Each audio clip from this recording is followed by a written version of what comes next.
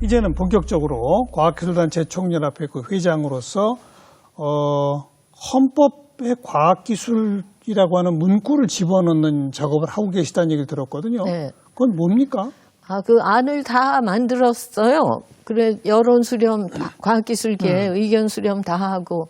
그런데 헌법 어디에 어떻게 들어가는 거예요? 우선 전문의 과학기술이라는 용어가 좀 들어갔으면 좋겠다 하는 욕심을 헌법 갔는데 전문에? 그 전문을 그렇게 바꾸는 거는 정말 대단히 어려운 일인가 봐요. 아니, 그리고 경제에 예. 하위 개념으로 들어가 있어요. 경제를 발전시키기 위해서 과학기술이 뭐 해야 된다 이런 걸로 돼 있는데 경제를 발전시키기 위해서라는 그 목적 네. 그게 너무 좁다는 거죠. 과학기술이 모든 것에 지금 기반이 됐잖아요. 예. 꼭 경제만이 아니지 않습니까? 네. 그래서 종속 개념으로 되어 있는 것을 이거를 독립적으로 내놔야 한다 해서 앞에 이 경제발전이라는 조건부 빼고 거기에 하위 개념으로 넣는 것이 그거 빼고 아니고 그냥 과학기술 발전 육성을 위해 지속가능 애써야 발전 한다. 국민의 삶의 질 향상을 위하여 그리고 뭐 환경이니 뭐니 모두 포함하는 그 국민의 삶의 질 이걸 위해서 그리고 뭐 사회 문화 다 포함해 가지고 과학기술이 좀 더 광력으로 그 기능을 해야 된다는 그리고 그거 자체로서 중요하다 하는 그런 개념으로 좀 바꾸려고 했는데 지금 뭐 아직 논의가 안 되고 되니까. 있는데 근데 그래서 상당히 호응은 받았습니다. 그러니까 제가 그걸 여쭤보려고 한 게 굳이 그걸 나서서 반대할 사람들은 없을 것 같은데요. 그죠? 반대할 이유가 없죠. 글쎄요. 그렇게 된다고 다른 분야가 손해보는 것도 아니거든요. 그러니까요. 근데 아마 헌법의 자구 수정은 그렇게 쉬운 일이 아닌 것 같긴 한데 이제 본격적으로 논의가 되면 저희는 그래도 고무적으로 기대를 하고 있습니다. 지금 우리가 말씀하신 대로 시대 배경이 바뀌었기 때문에요. 그러니까 87년에 만들어진 헌법을 우리가 쓰고 있잖아요. 근데 87년에 비해서 지금 과학기술이 차지하는 비중 완전히 달라졌거든요. 그럼 그 반영을 해야죠. 과학기술 기반이 돼야 되거든요. 그렇죠. 사실은 국정도 그렇고 국회도 그렇고 국회 과학기술 전문 인력 뭐 정말 눈 씻고 봐도 찾기 힘들죠. 근데 저는 뭐 과학기술인이 뭐 국회에 들어가야 된다라고 주장하는 사람은 아니에요. 다만 정치 쪽에서 과학기술에 대한 이해 이것을 하고 있어야 뭐 법도 그렇고 물론이죠. 여러 가지가 제대로 시대에 맞는 그런 흐름으로 갈 수 있다. 이걸 그걸 믿는 사람이죠. 뭐 과학자가 꼭 들어가서 좋은 정치인이 된다라고 주장하는 건 아닙니다만 과학기술의 역할이 그만큼 커졌다. 그게 너무 적다는 거죠. 커졌음에도 불구하고 지금 현재 너무 적다. 국정에도 그렇고 그러니까 정치에도 그렇고. 헌법 전문이나 헌법 조항에 이런 걸 반영하는 거는 상징적 의미지만 상징적 의미지만 그 하위 법령이 다 그걸 종속되니까요. 그걸 기초로 하위 법령들이 짜여지기 때문에 중요한 의미를 갖습니다. 최근에 산업혁명과 우리 세계 역사에 대한 책도 쓰신 바 있습니다만은 4차 산업혁명이란 용어를 특히 우리나라가 많이 쓰잖아요. 좀 그런 감이 있죠. 왜 그렇다고 보세요? 우선 2016년 1월에 4차 산업혁명이 쓰나미처럼 오고 있다라고 세계 경제 포럼, 일명 다보스 포럼에서 발표가 됐고 보고서가 나왔죠. 그 설립자이자 그때 회장이었던 클라우스 슈밥이 우리나라에도 다녀갔고 그랬는데 그해 3월에 광화문에서 이세돌 구단과 알파고의 대국이 있었잖아요. 바둑 대결이 있었고 제가 그때 바둑 좀 알았더라면 참 좋았을 텐데 제가 그 바둑 대국하는 그 옆방에 있었어요, 마침. 그래서 막 이제 전문가들이 이게 앞으로 어떻게 될 것이다. 해설하고 그러는 거. 그것을 가슴 졸이면서 아주 흥미있게 듣고 있었는데 결국 졌죠. 알파고가 이겼는데 이겼죠. 예. 이거 충격이죠. 충격이죠. 그러니까 예. 다른 나라보다 훨씬 강하게 그 충격이 오고 인공지능의 힘이 느껴진 거죠. 예. 그리고 또 하나는 우리가 그 빨리 받아들이는 우리 다이나믹 코리아죠. 빨리 받아들이는 그것 때문에 사실 이렇게 발전하고 맞아요. 이때까지 발전을 해왔다. 이렇게 그런 측면도 있죠. 그리고 또 하나는 지금 계속 경기 침체, 성장 기존의 성장 동력이 꺼지고 있고 새로 찾아야 한다 하는데 찾지 못하고 벌써 몇 년이 가고 있는 이 상태에서 그러면 이 4차 산업혁명의 물결 이것을 살려서 기회로 삼아야 한다 하는 그런 무언의 어떤 바람, 희망이죠, 의지, 또 일종의. 희망, 네 이런 게 결부됐다고 보고 저는 그것 자체를 나쁘게 보지 않습니다. 제가 궁금해서요. 과총의 홈페이지를 통해서 온라인 설문조사를 했습니다. 2017년 5월에 4차 산업혁명에 대해서 질문 문항을 쭉 만들어가지고요. 그중에 첫 번째 꼭지가 지금 그 분야에서 종사하고 있는 그 분야에서 그 4차 산업혁명이 일어나고 있다고 보십니까? 그랬더니 매우 그렇다와 그렇다가 2017년에는 89%가 나왔어요. 거의 대부분이네요. 근데 꼭 1년 지나서 제가 2018년에 다시 두 번째 똑같은 설문지를 가지고 설문조사를 했습니다. 그랬더니 두 번째 해에는 81%가 나왔어요. 오히려 좀 줄었네요. 네. 그러니까 80% 이상이 적어도 과학자들이 그걸 체험하고 있는 최전선에 있는 전문가들 아니겠습니까? 그 설문에 응한 분들은 전부 과학기술 분야 전문가들인 거죠? 일반 시민이 아니고? 일반 시민도 일부는 있지만 일부 다 통틀어서 그렇게 나온 거예요. 그런데 상당히 높은 비율이죠. 네. 그렇게 해서 과학자들이 그렇게 느끼고 있다. 그러면 이건 뭔가가 일어나고 있는 건 분명하죠. 한마디로 대전환인 거죠. 다만 왜 4차라고 하는 것에 대해서 이 논란이 일었는가 이걸 역사적으로 보면 근거는 있습니다. 1차 산업혁명이 1760년에서 1830년까지 영국에서 시작돼서 유럽 대륙으로 퍼져갔는데 그게 다 끝나고 난 다음에 1차 산업혁명이라고 정의가 됐거든요. 그 시대 사람들은 이게 1차 산업혁명이라는 걸 몰랐어요. 2차의 경우도 마찬가지로 1870년에서 1930년까지 처음에는 독일에서 염료가 합성되는 것에서 시작이 되지만 미국이 그 본토가 되거든요. 그 미국이 무대가 돼서 2차 산업혁명이 일어나는데 그 용어에 대해서도 다 끝난 다음에 몇십 년이 지난 사후적으로 학자들이 규정을 하고 일반 용어로 널리 쓰이게 됐는데 이 4차는 느닷없이 다보스 포럼에서 나왔다 이거죠. 3차도 아직 뭔지 모르는데 글쎄요. 4차가 나왔다. 그런데 그거는 뭐 시대가 달라져서 이 속도도 달라지고 또 그 분야에 따라서도 시각 차이가 있을 수 알겠습니다. 있고. 네. 이름이 중요한 건 아니에요. 어쨌든 뭔가 대전환인 것은 분명합니다. 분명히 뭔가 변화가 오고 있다는 것이고 그것이 과거 우리가 경험했던 3차 산업혁명이라고 불렀던 이것과는 질적 차원이 다르다는 얘기 아니겠습니까? 3차하고는 좀 일맥상통하는 게 있지만 인공지능 이게 이제 4차의 근본적인 차이거든요. 이제까지는 그 행동 반경을 넓히고 그런 건데 이거는 지능의 범위가 확대해야 된다는 것이기 때문에 질적으로 다른 거죠. 그리고 전문가들이 예상한 것보다 빠르게 진행된다. 이런 진단이 나오고 있습니다. 우리나라 과학기술계의 힘이나 이런 걸 진단해 보실 때 어때요? 그 4차 산업혁명의 전 세계적 발걸음에서 우리가 너무 뒤처지거나 그러진 않습니까? 잘 가고 있나요? 네, 우리나라의 과학기술에 대해서는 일단 그 단계별로 볼 필요가 있습니다. 지금 이제 새로운 단계에 직면해 있는데요.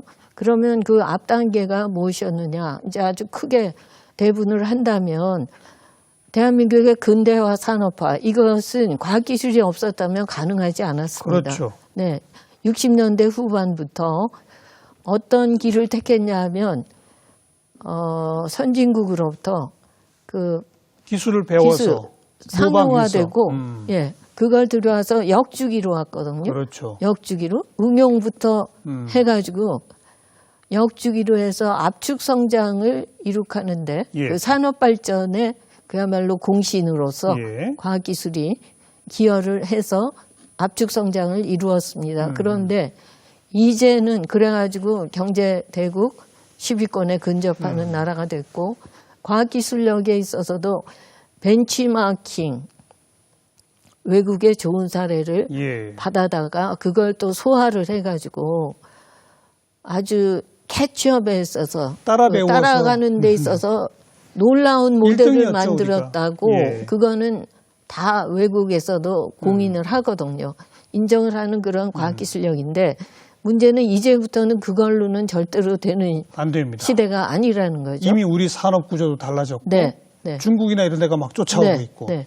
그래서 선진국에 또 후진국에서 막 추격해오면서 이제 네. 사이에 끼었는데 빨리 선진국 진입을 해야 되는데 이 과학기술의 연구 방법론 뭐 여러 가지 그 정신, 기상 또 제도, 규정 이런 게 다 이쪽으로 빨리 전환돼야 되는데 네. 예. 그런데 그게 잘 안 되고 있다 하는 안 거죠. 되고 있어요? 네. 아직도. 그래서 이제 뭐 흔히 영어로 표현하는 거는 그 따라가는 팔로워가 아니라 추종하는 게 아니라 이제는 새로 만들어가야 되는 first mover, 그렇죠. 선구적인 그런 프론트 라인에 서야 된다.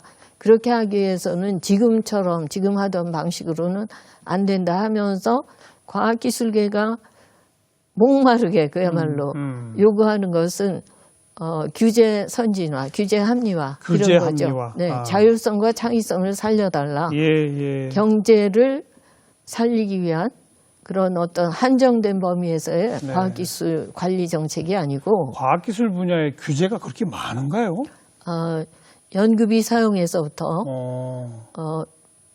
규제, 디지털, 지금 데이터 시대, 빅데이터, 데이터 산업 이게 제일 중요하다 그러는데 개인정보보호법에 묶여있고 그게 또 정보통신망법 맞아요. 거기에 다 부딪혀가지고 맞아요. 의료정보도 사실은 제일 질 좋은 정보를 많이 갖고 있으면서 예. 사용을 하지 못합니다. 바이오 쪽에서는 또 뭐가 있냐? 생명윤리법 그다음에 그러네요.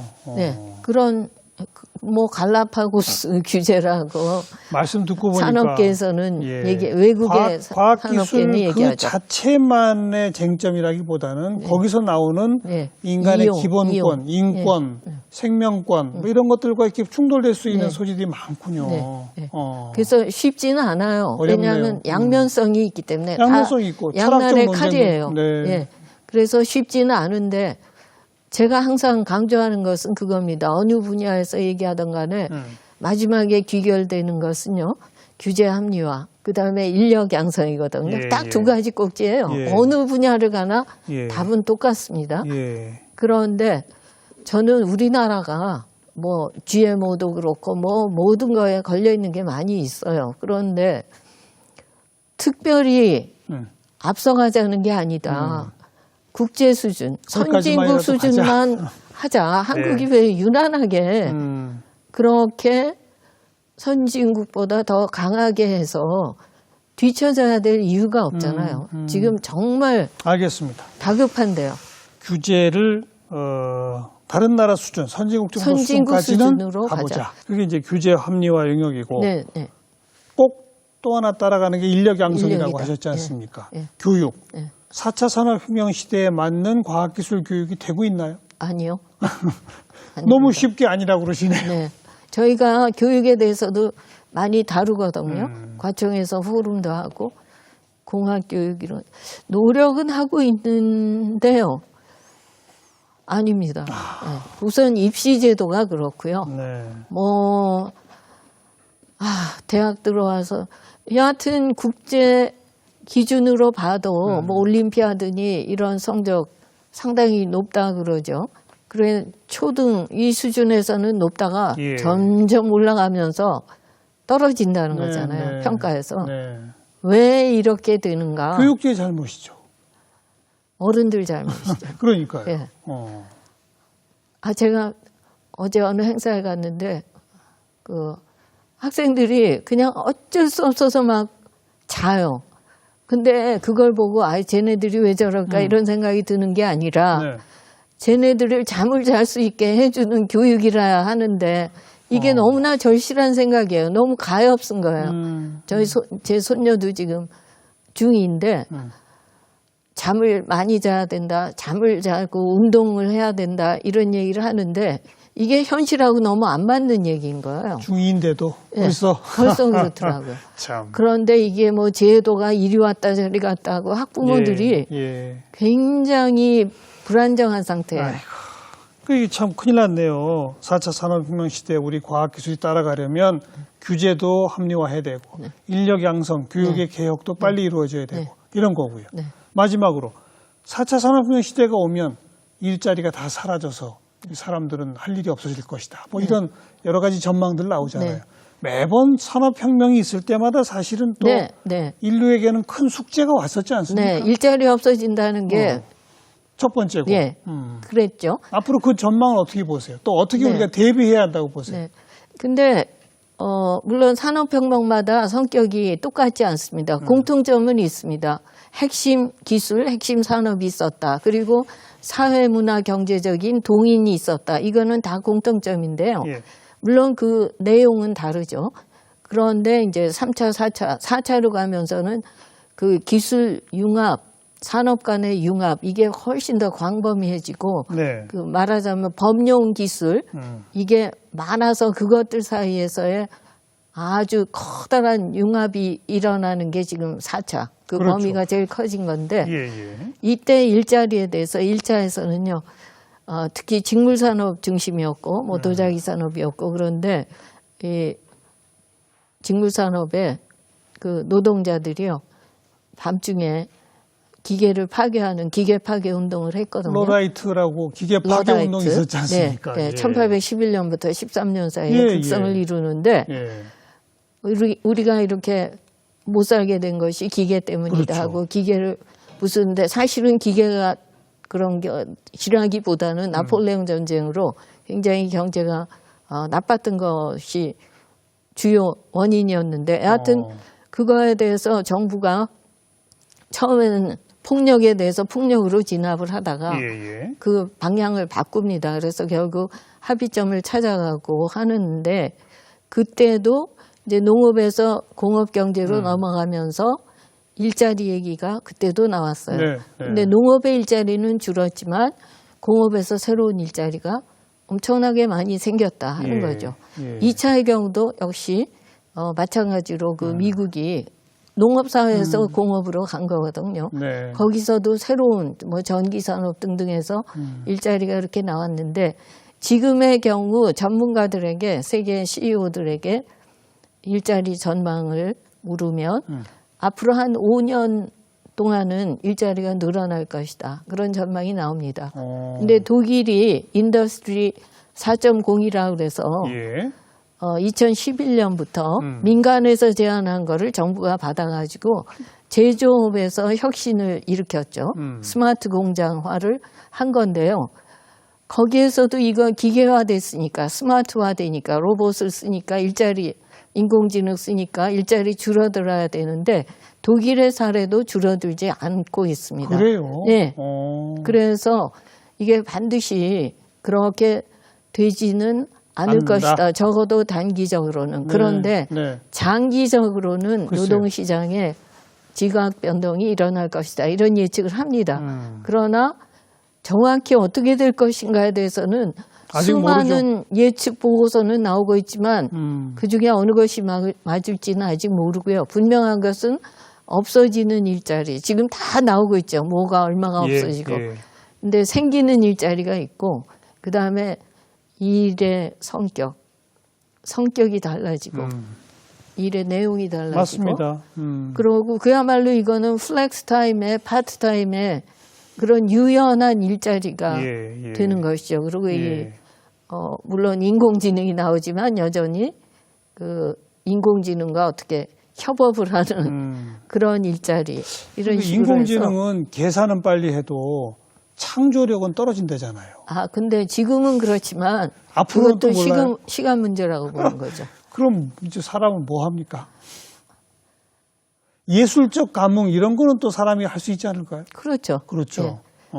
근데 지금 인공지능이 명화, 그 고전 클래식 명화 다 그려내고 있죠. 네, 그건 그래서 모방 아닐까요? 모방. 네네. 새로운 창조까지는 못 가는 거 아니에요? 아, 지금 예단하기는 어렵습니다만 여하튼 그러니까 예. 인간의 그 고유의 가치, 인간의 가치관 이런 것이 그야말로 알겠습니다. 기술의 가치가 인간을 앞지르고 있는 듯한 상황에서 인간의 그 의식 그리고 그 학문적으로 전체가 좀 융합해서 이 문제를 살피는 공부해야 돼요. 그런 지혜가 필요할 맞아요. 것 같습니다. 맞아요. 예.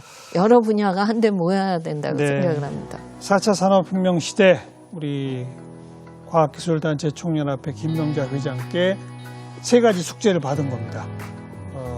규제 합리화해야 한다. 인력 양성의 이 교육 제도와 시스템 빨리 바꾸자. 그리고 새로운 변화에 인간이 어떻게 적응할 것인지, 사회는 어떻게 적응할 것인지, 노동의 질과 양과 패턴도 달라질 텐데 어떻게 우리가 대비할 것인지 모두 함께 모여서 고민해보자. 이 말씀이로. 네, 그렇습니다. 숙제만 잔뜩 주시고 함께 풀어야죠. 네. 김명자 회장 오늘 고맙습니다. 감사합니다. 네.